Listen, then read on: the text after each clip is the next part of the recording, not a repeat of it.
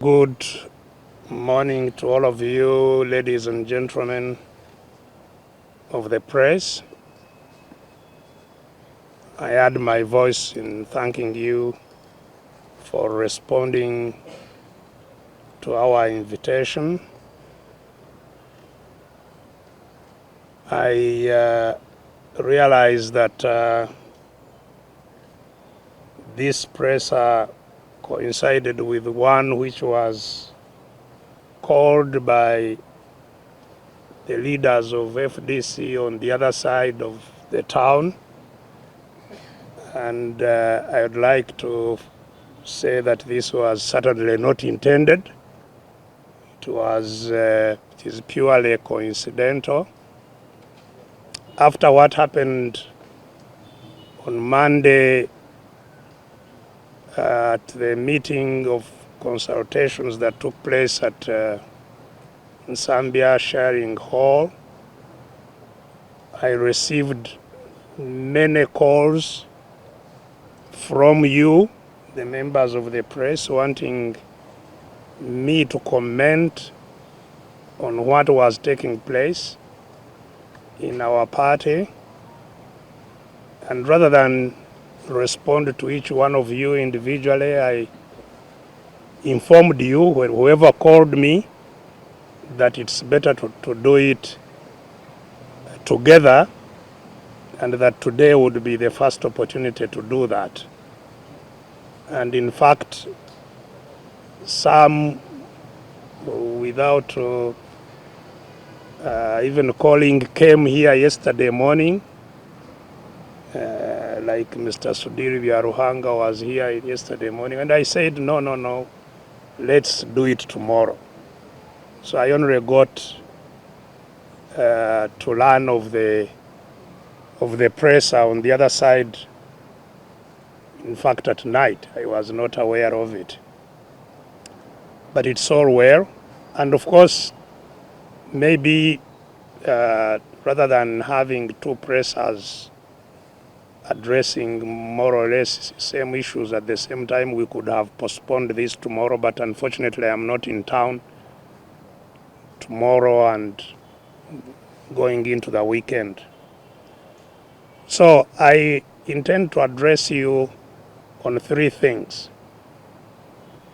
The first is really my view of what the problem is. The problem. What is the problem? I want to have a short discussion of what I think the problem is. Secondly, to discuss again, hopefully briefly, what my role in the problem is. Because again, I am always dragged into the center of these problems when they crop up. And lastly, to comment on what could possibly be a way forward in dealing with this problem. So first, my sense of the problem is that it's in two areas. The first one being the broad problem. There is the broad problem, and there are specific problems within the broad problem. And the broad problem is, to my mind, the state capture that we are grappling with, all of us in our country, Uganda. And we've been talking about this state capture. Just to recap, the state capture started in 1986 with the capture by the military of all the institutions of Uganda. The military announced they had captured, actually, they had captured the state of Uganda and handed it over to the NRM to run. So that's when the state capture started. I have pointed out elsewhere before that after that state capture, the military which captured the state was also captured by Mr. Museveni and his family. So the capture is by Mr. Museveni and the family, who captured the military that captured the state. Now, the state that was captured meant capturing all institutions of the state. And it was a process. It did not happen by the declaration itself. It happened in actions of gradually taking effective control of all state institutions. Some of the events that have been dramatic along that path of state capture have been actually where the military has directly invaded state institutions to subdue them to the will of those who captured the state. And I think everybody remembers the Black Mambas attacking the judiciary to make sure that the judiciary submits to the will of the captor of the state. The attack on parliament to make sure parliament, because some members in parliament were beginning to take themselves seriously, as if parliament has its own independent power. So all institutions of state, whether it's the Bank of Uganda, whether it's the supposed to be the independent department of prosecutions, all these were taken over by the family of Mr. Museveni. Now, when the state takeover had gone a long way, they embarked on the takeover of non-state institutions. And all non-state institutions have largely been captured, including the media. It has also been captured, both in terms of the media houses, but also in terms of the control by patronage that media actors in the media industry are subjected to. Now, what was involved in the state capture beyond the military? After the use of the military, there have been other actions progressively facilitating the capture. One of them, and again started right away in 1986, has been the capture of the economy. And that has had, one can write a book on what has been done to capture the economy.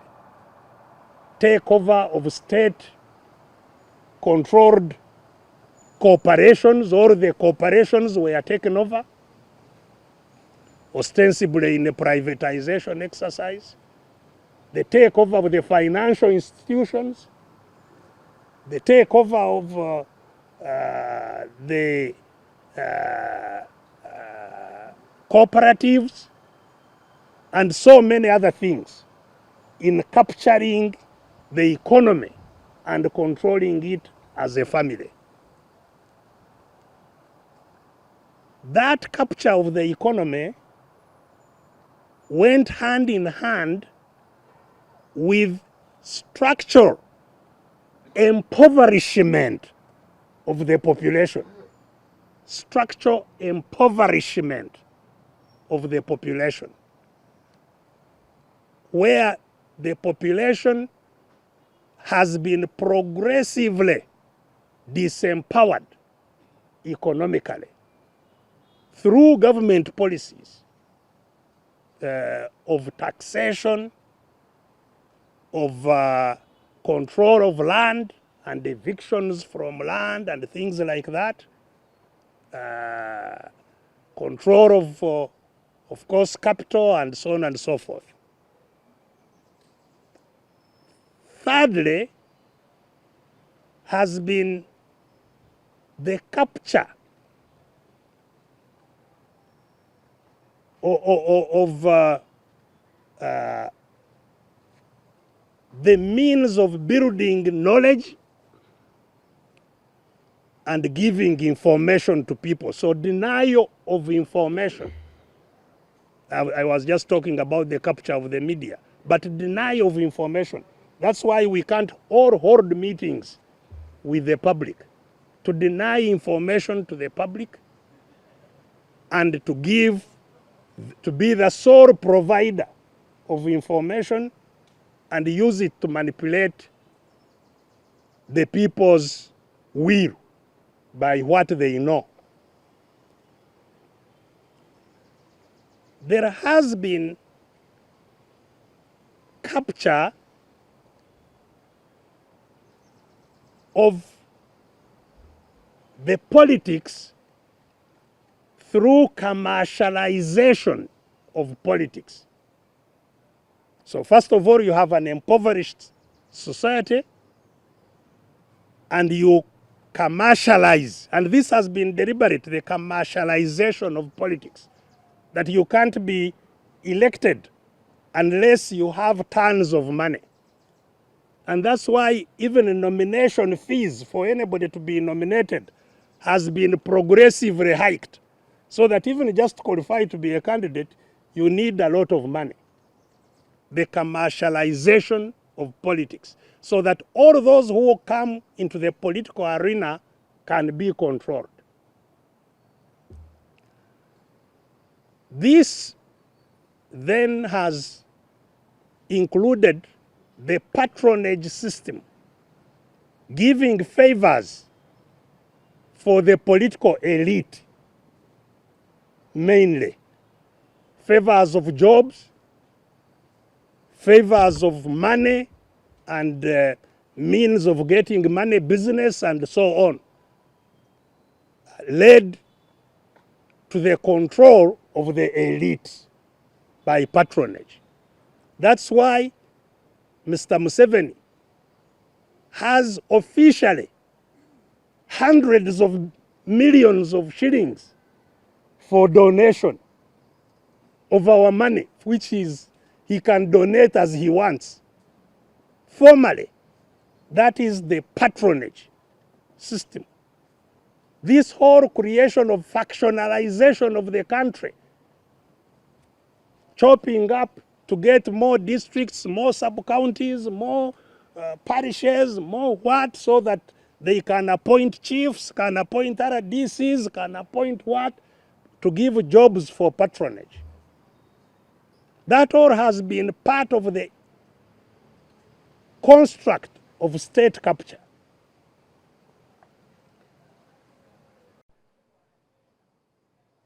Now,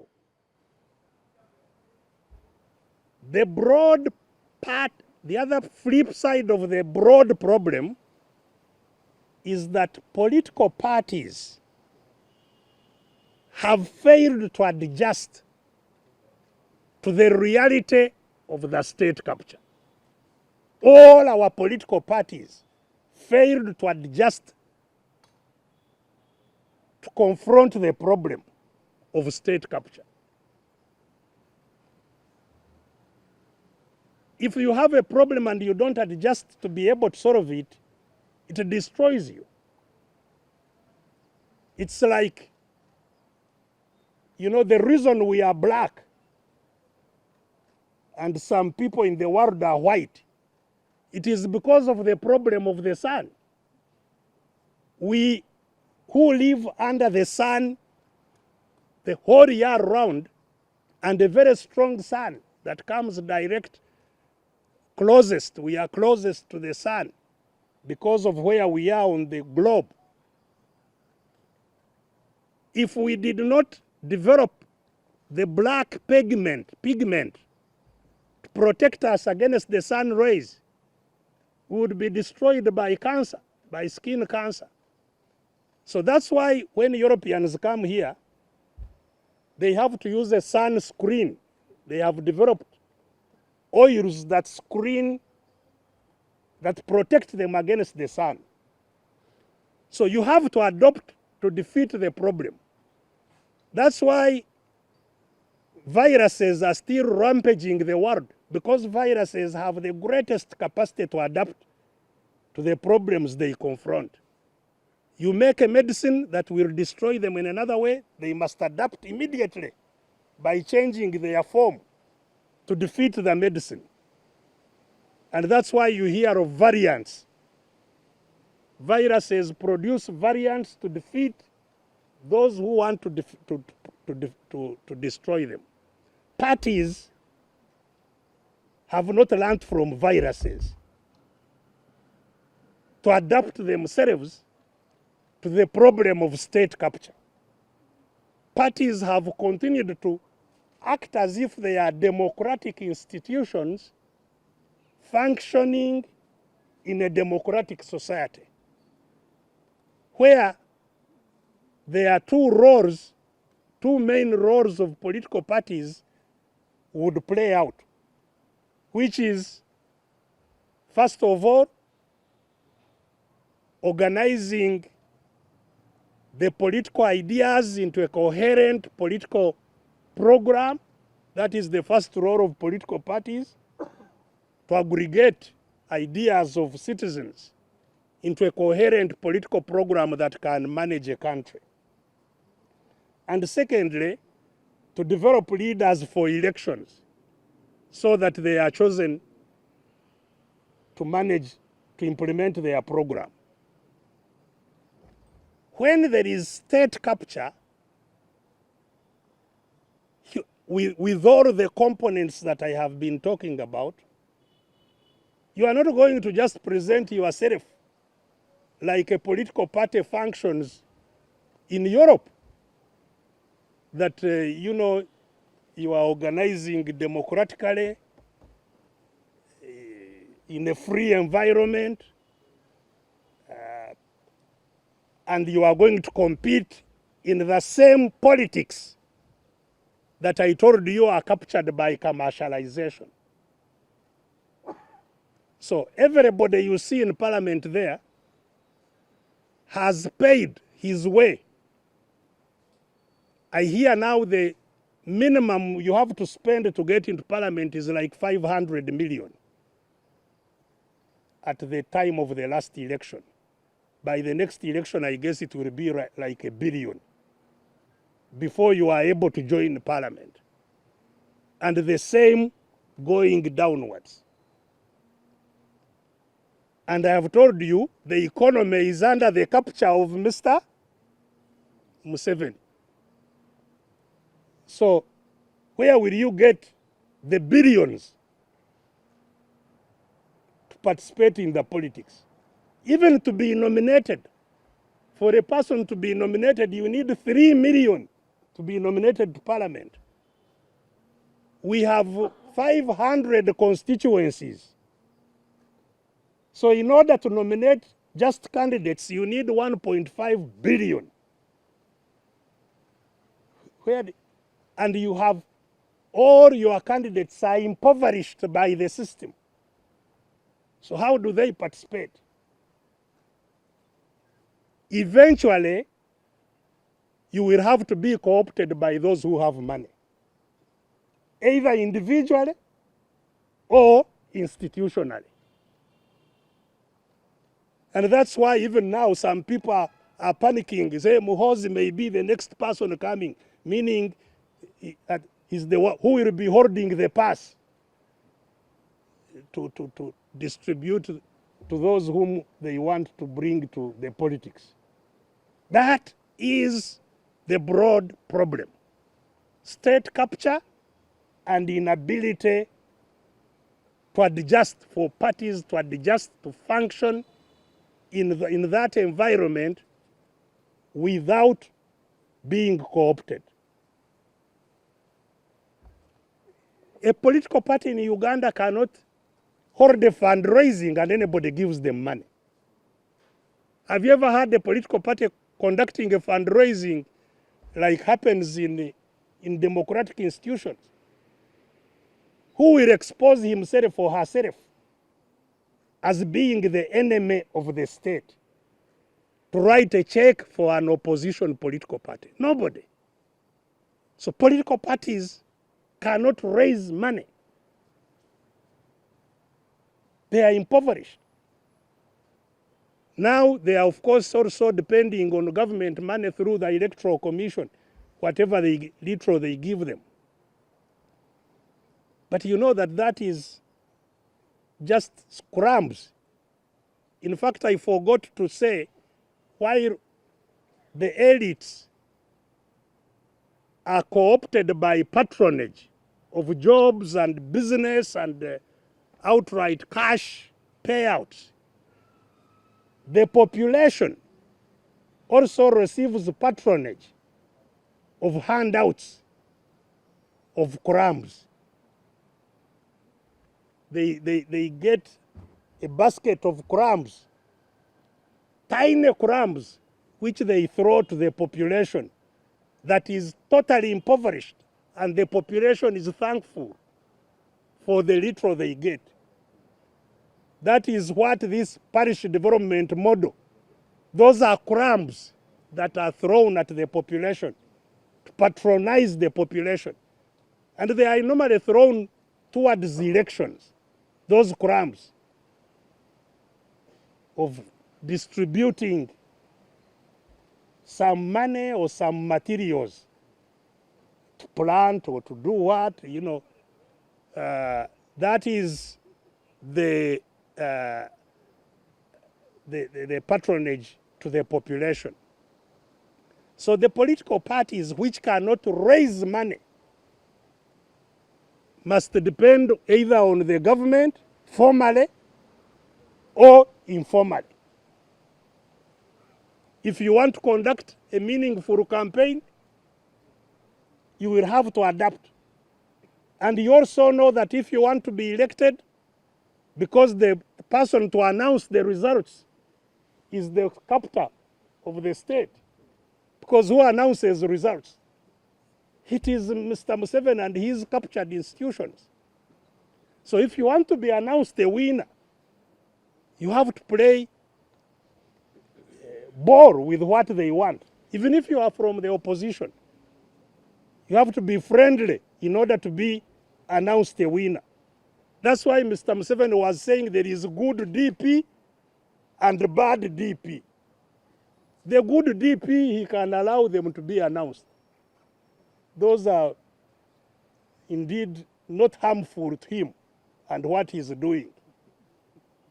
And that goes for all political parties. There will be good FDC, bad FDC, good NUP, bad NUP. You know, depending on who has aligned themselves with them. So this is the problem. State capture, failure to adapt, to find means of surviving the hostile environment of state capture by political parties. In the FDC,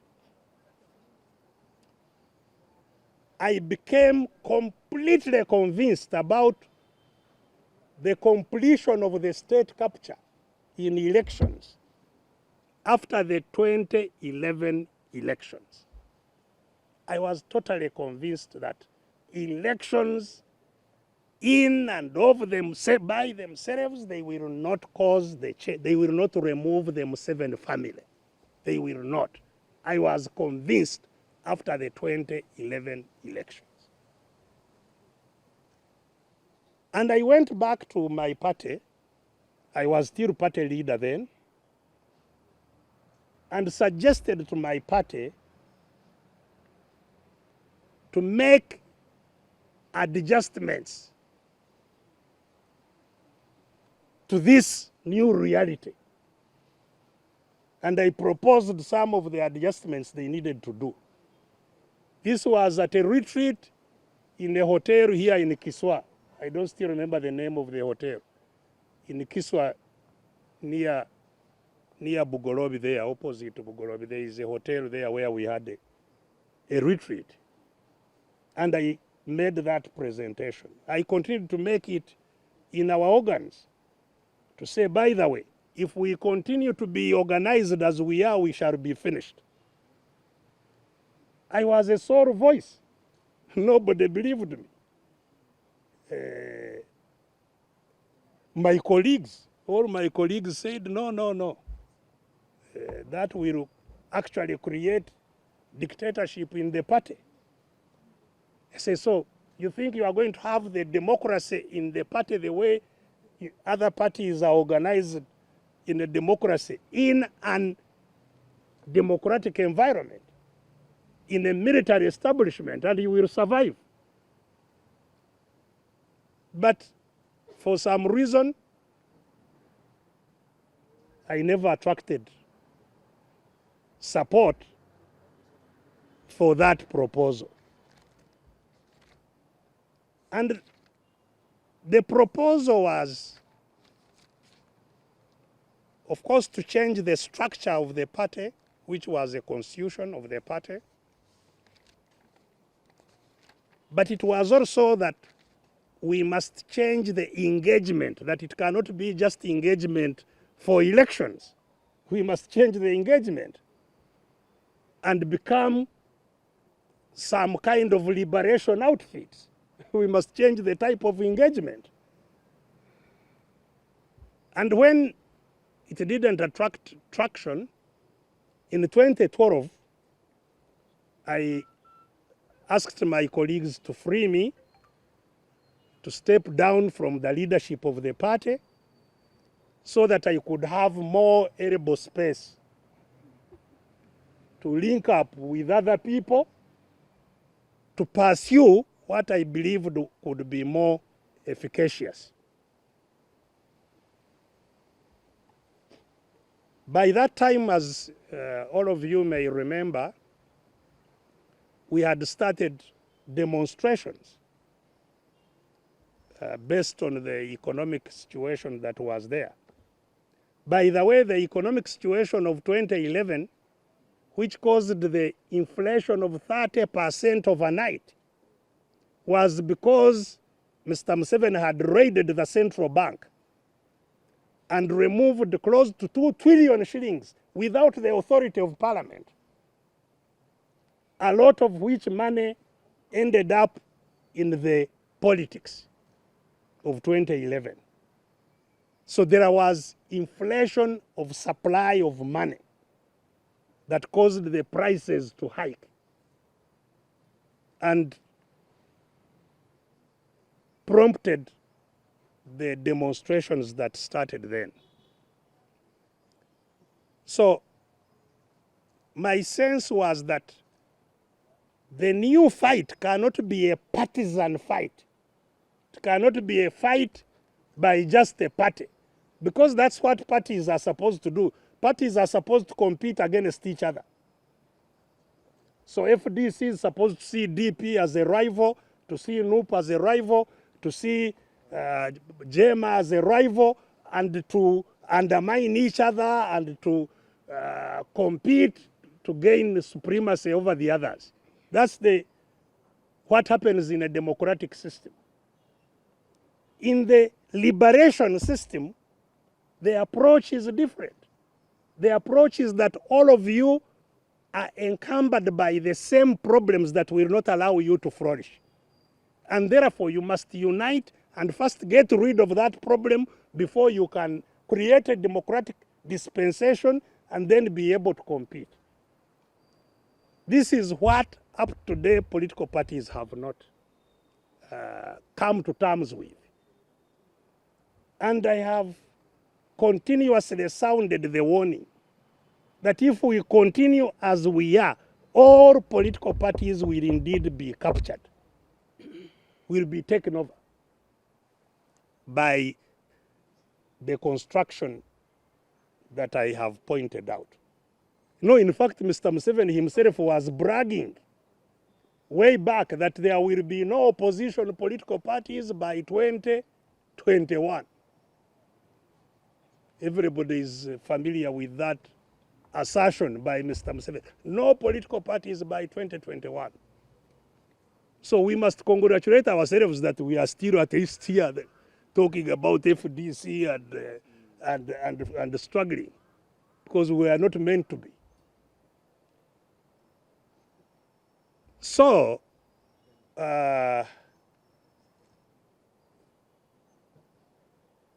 you may want to investigate what happened to UPC, what happened to DP, and what will be happening to others. It's the same dynamics, similar dynamics. First of all, we claim to have internal democracy. We want to have internal electoral processes that can bring in leaderships of the political parties. And because we are open organizations, transparent organizations, it is easy for the hand of the state captor to come in and also become a contestant and create an internal dynamic. And even within parties, actually, the commercialization has been infused there. Even for internal party processes, you find a lot of money exchanging hands. Whenever we have had delegates conferences here, one time I wanted to raise it in our own elections of FDC. One time I wanted to raise the role or the source of money that was coming into our elections. I think that was the election of 20, no. I think that was the election of 2010, internal election of 2010. I wanted to raise this question. I was only convinced, well, not maybe convinced, but even maybe coerced by my colleague, the Honorable Augustine Ruzindana. He's the one who said, no, this will create a bad thing in the public. It will undermine our brand. Don't talk about it. So I kept quiet. But large sums of money have been coming into our party.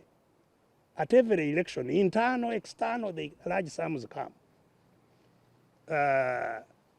You find people, our own delegates who come from upcountry, they are accommodated in hotels, not by the party, but by candidates. Accommodated in hotels, given money, and so on. Once you take that path, you know you are on the path of death as an organization and capture. And we have been traveling along that path for some time now. And we've warned. So, FDC, just like the other parties, I believe, has failed to adopt itself to the state capture that we face. And regardless of who is leading it, if you fail to adopt, you will get the consequences that I am talking about. So, I'm sure some of you have heard that I am being accused or condemned for failure to help in raising money for the 2021 elections. Said, because I was a candidate before, I got some money for my own campaigns, but failed to get money for the campaign of Honorable Amuliat. That has been one of the issues raised. And maybe then I am now turning to my own role. The second point I said I will address, my role in the controversy. So first of all, since FDC was formed, I was its candidate in all the elections. 201 FDC was not there, so I was an independent. 206, that was shortly after FDC was formed, I was its candidate. 211, I was its candidate. 216, I was its candidate. And as I have told you, I didn't even want to become a candidate in 2016 because of what I had discovered in 2011. But that's a story for another day. So after 2016, I became firmly clear that I will not be a candidate under any circumstances in 2021. That it would be a misuse. I would be misusing myself to be a candidate in 2021. So in 2018, I called a meeting of all my colleagues that took place in Namugongo at a place called Choto. There is a Choto Catholic, it's a Catholic institution. We held a meeting there and I informed them. I invited that meeting for the sole purpose of informing them that I would not be a candidate in 2021. That nobody, because in 2016 I had come under huge pressure by our colleagues to come in again. So to avoid that, well in advance, in 2018, I informed all our party leaders I will not be available. They had better start a process of getting somebody to contest in 2021. And of course, many of them were saying, no, no, no, you should stay. But I was completely unequivocal in the position that was taken. Regrettably, no process went underway in the party for another candidate to emerge. So when 21 was knocking, they again converged on me to say, now, really, you have to be the candidate. And I said, but are you people serious? You know all these years that I am not going to be a candidate. It's nonetheless, pressure kept on and kept on. So we literally got to the election without a candidate. The Honorable Amuriat was a last minute, kind of compromise that you now just go. You are the party leader after all. That's what party leadership entails. But there was no candidate. Now, anybody who has had any slightest interaction with electoral politics will know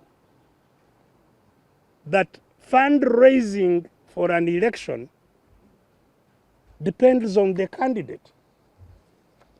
And not in the sense that the candidate must raise all the money, no. But the fundraisers would like to know who the candidate is they are supporting. You cannot raise funds without someone whom those who are, in fact, many not only want to raise funds for a particular candidate, but they also want the candidate to know them. Because they raise funds also with the hope that when you get there, they will be remembered. So you cannot raise money when you have no candidate. You must have a candidate and sell the candidate to potential funders And I've told you we simply had no candidate and no plan. No plan to have one, and later on how to manage and fund those elections. There was absolutely no plan.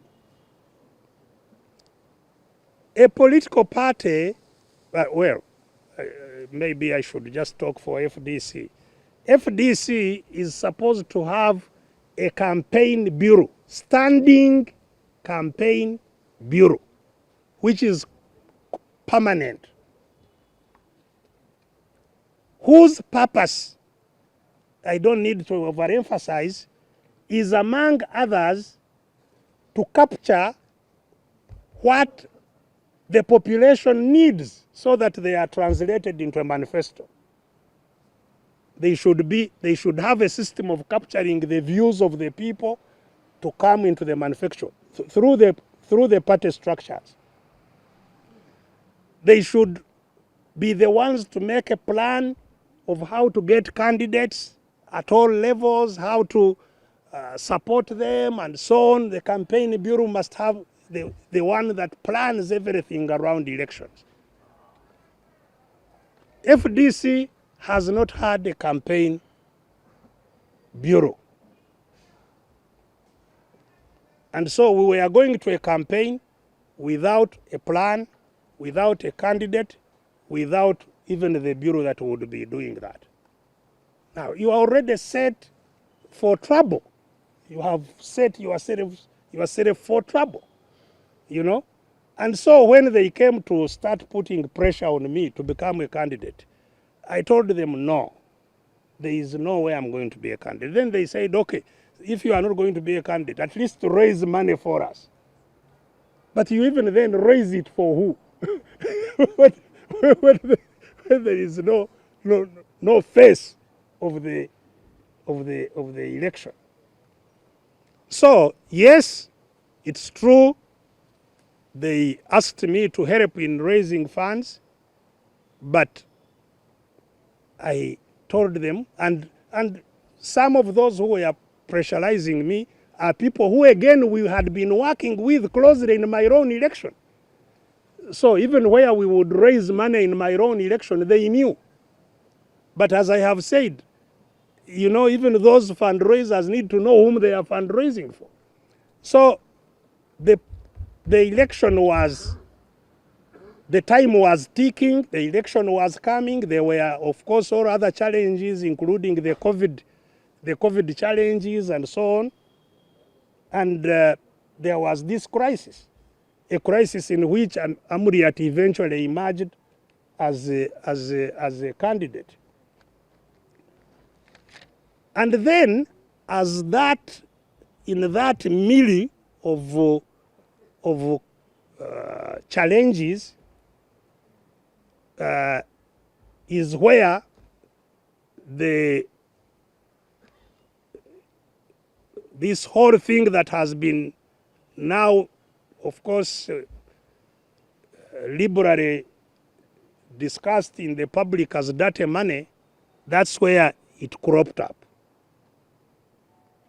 And,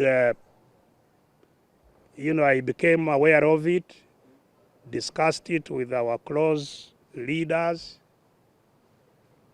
They were not even happy that I was discussing it, because they said, you were a party president, nobody asked you where money came from. Why are you now coming to ask? And having realized that there was this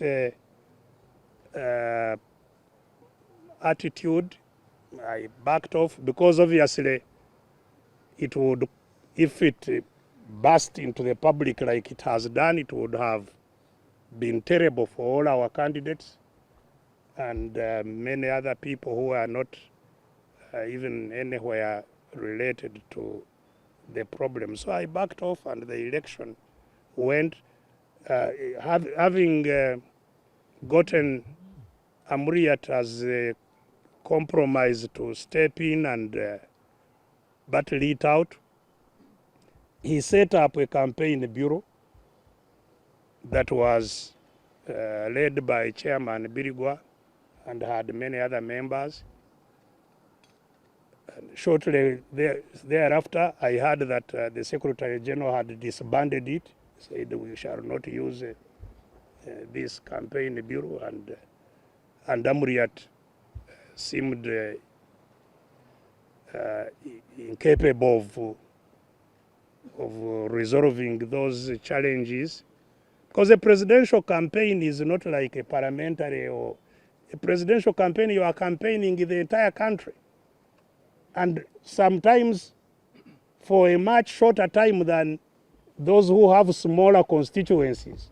In fact, those who have smaller constituencies, some of them have 6 months in which to campaign.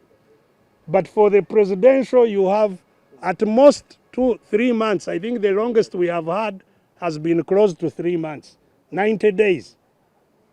But we have 100, we are now I think near 150 districts. So you'll be campaigning in 2 districts in 1 day, and you will never go back until the end of the campaign. So you need a mechanism that will keep your campaign alive all over the country and eventually take charge of the voting itself. And knowing, having been through this experience, I realized that a combination of those weaknesses, which were now administrative, and these other challenges of what I considered some kind of an infiltration, I decided also not to engage myself to run around campaigning in the country, and especially considering that it was also hazardous with the COVID thing. I am not a young man now, I am an old man, so exposing myself to all those dangers, knowing that the result is not there. I said, no, let these people fight out.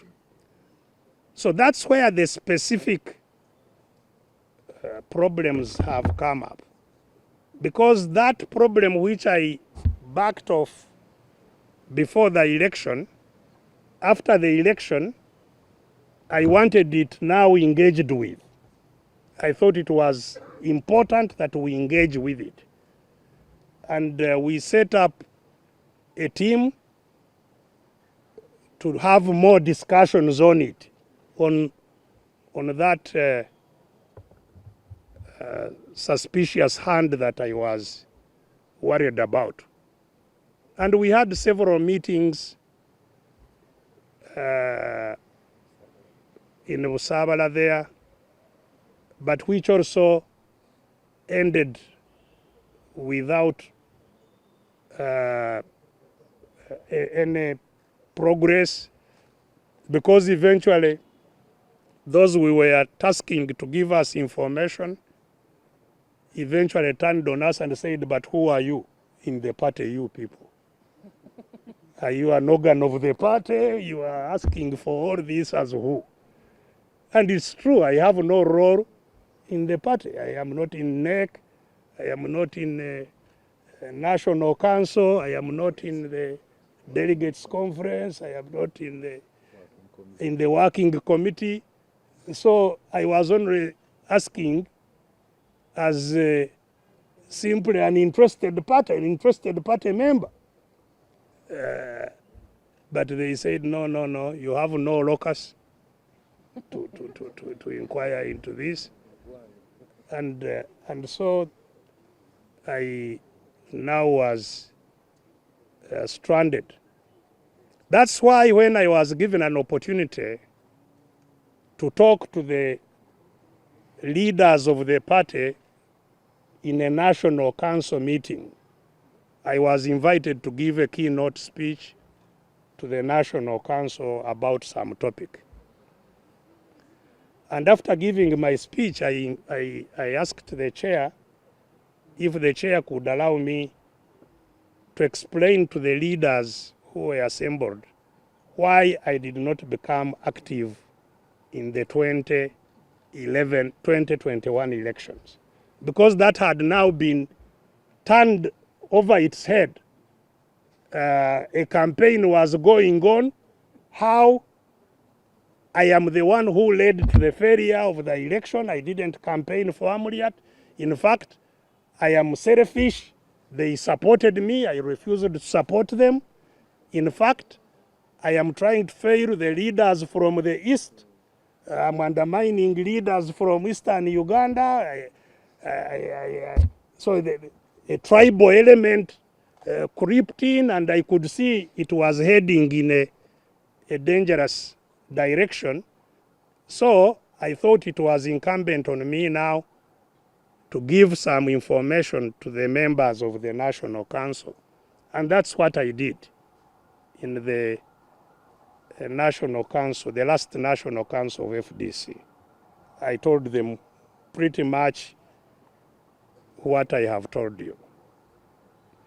And from there, quite evidently, some kind of a war broke out.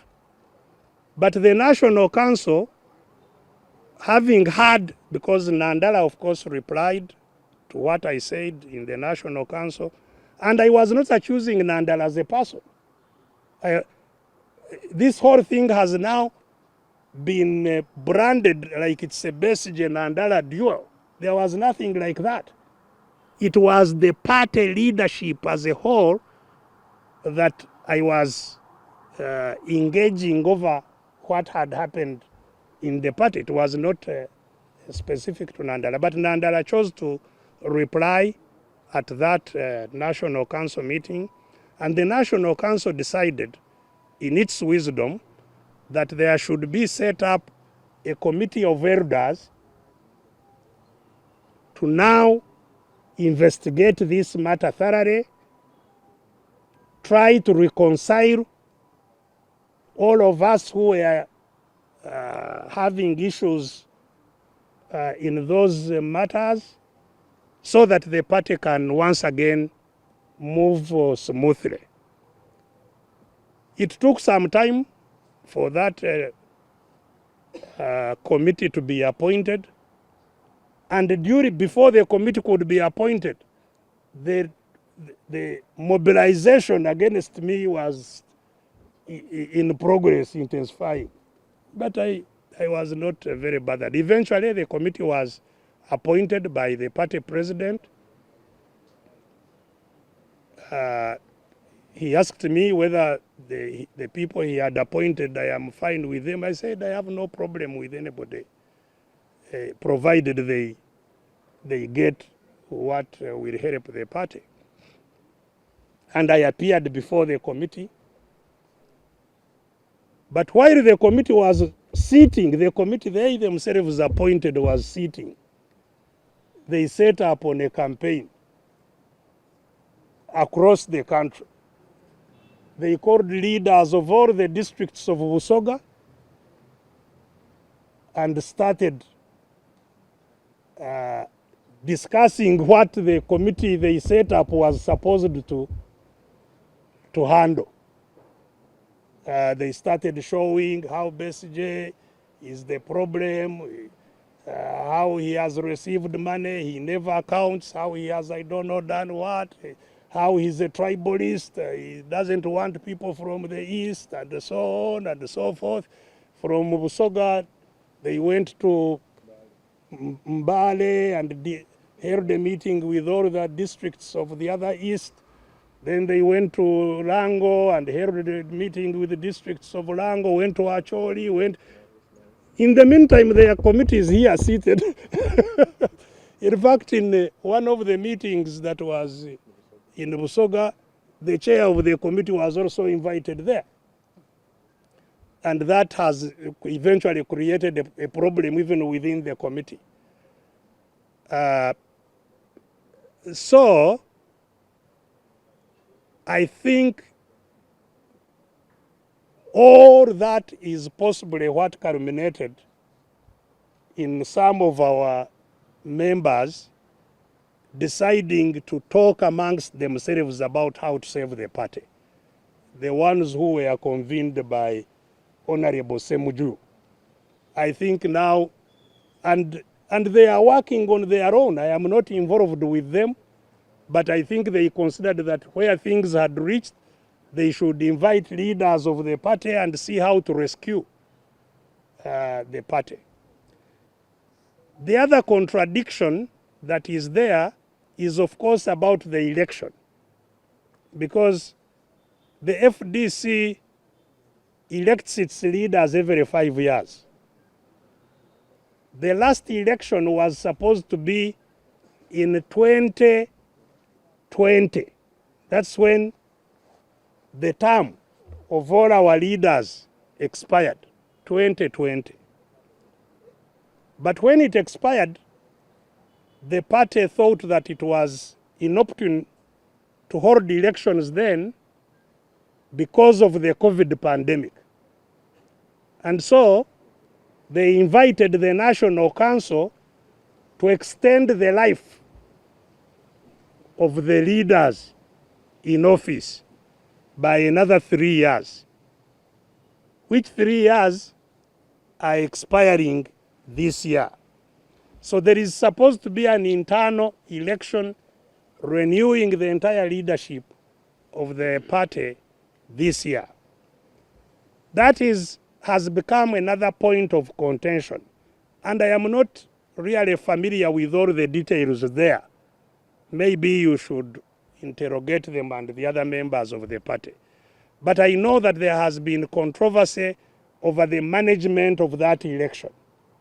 With the Electoral Commission especially, just like happens in all areas where capture happens, the Electoral Commission seems to be accused by members of some members or leaders of the party that the Electoral Commission is captured and acting in a manner that cannot lead to an acceptable outcome. There have also been some other contradictions, I think, relating to the impending elections. So there is a controversy. Some people say NEC sat and took a decision to stay elections and first do certain critical things, stay while doing certain critical things. Neither was the election stayed, nor were those things undertaken. So there are issues to do with the electoral process. And in the meantime, the National Council, which set up that Elders Committee, is supposed to now sit on the 28th of this month. It's been reconvened to sit on the 28th of this month.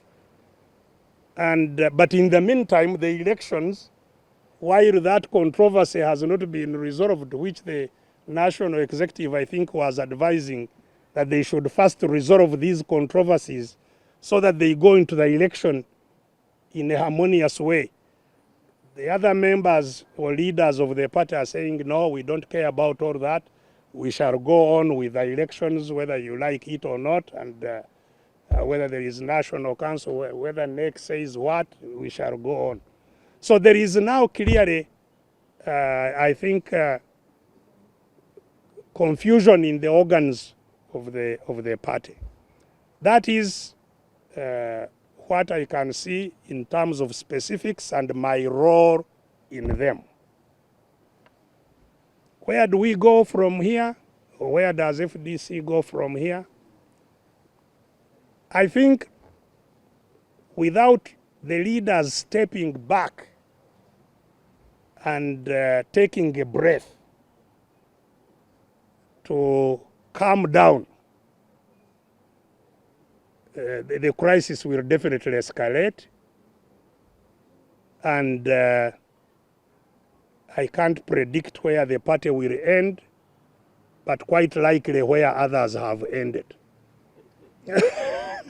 That's a likely trajectory.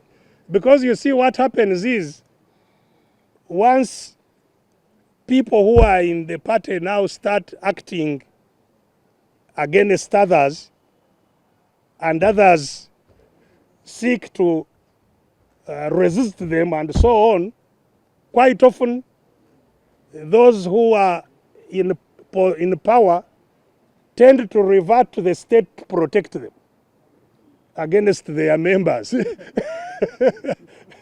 And I think that is likely a likely trajectory. If leaders don't step back and reflect on whether that's where they want FDC to go, I think it's important that leaders stop back, because there is now like an outright war. It's still a war of words, but it can degenerate even into a physical confrontation, that, like we have seen indeed outside headquarters of other parties. In fact, I hear that now to enter FDC headquarters, you need to be screened.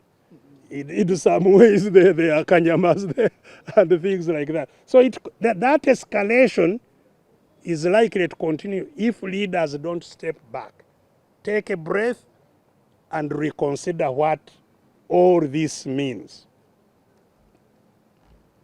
And especially to try and resolve the contradictions which are there, which are real. But more especially, since this is also, and this is why this is very dangerous, because it is happening in an election year, internal election year. So even before the election starts, you are at war. There is no way the managers of the elections are suspected to be uneven-handed. And that spells disaster. So I think it is important that all these grandstanding elections must continue, whatever should be avoided. I think time should be created by the party leaders to resolve these contradictions, to have a credible process, a process in which all members are confident. These other issues can even play themselves out in the elections, and maybe there will be no way of stopping that. But that's sometimes what elections resolve. They resolve contradictions, provided the outcome will be respected by all. Because if they are not, then you are heading for a rupture. That is the unfortunate trajectory you may end up with. So I hope that there will be sense prevailing to halt the electoral processes, at least until the next national council, where the controversies that had been discussed by them and they appointed a committee can then engage with that and engage with the other issues that are causing controversies, and hopefully get a solution out of it. But to wind up, let's interrogate, and for the political parties, I would like to interrogate why Museveni would want to fund his opponents. Because one can see it as a contradiction in terms. Why should I give you money when you are going to compete against me? You see, Museveni knows that there is no power in parliament. He doesn't care whether you are in fact, he wants us to be in parliament to legitimize government. Say, but you also win elections. You are also there. Why do you complain when you are defeated? You are also there. So he doesn't he actually wants us to be in parliament, provided we don't seek to remove him, provided we are good opposition. If we are good opposition, he has no problem with us being in parliament. He will give us money so that we are there, so that we are also in the local areas. There is some legitimization it creates, that there is opposition in Uganda, there is, and without that money, actually, opposition indeed, even as some kind of flowers may cease, because you may even fail to get people to be nominated. So he wants to fund an impotent opposition. Secondly, he does not want these opposition groups to link up. The linking up of opposition groups is something that he does not want to see. Whichever, the opposition groups must fight each other, actually, must be at war with each other. And he is behind the creation of feuds between opposition groups. And part of that money is intended to sustain the separation of political parties that are in captivity. They should not link up.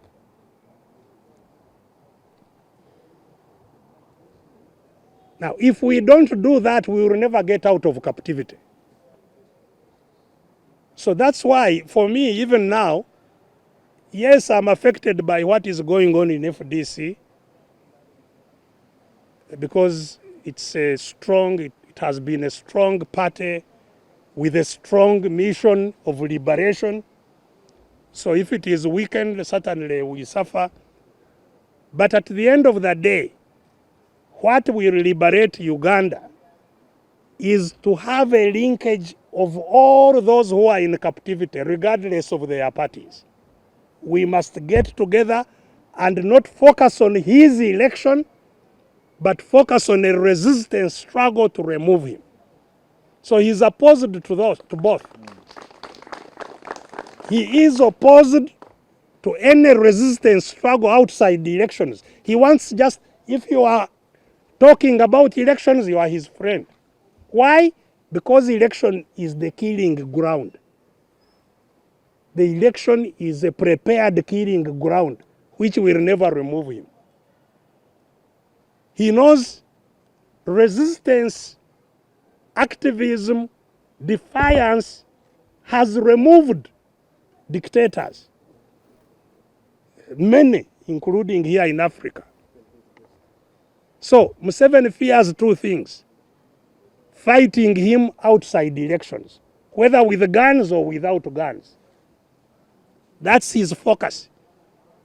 So he pays money to the politicals not to engage in fighting him outside the elections, and in not getting together to build a strong popular force that will achieve that.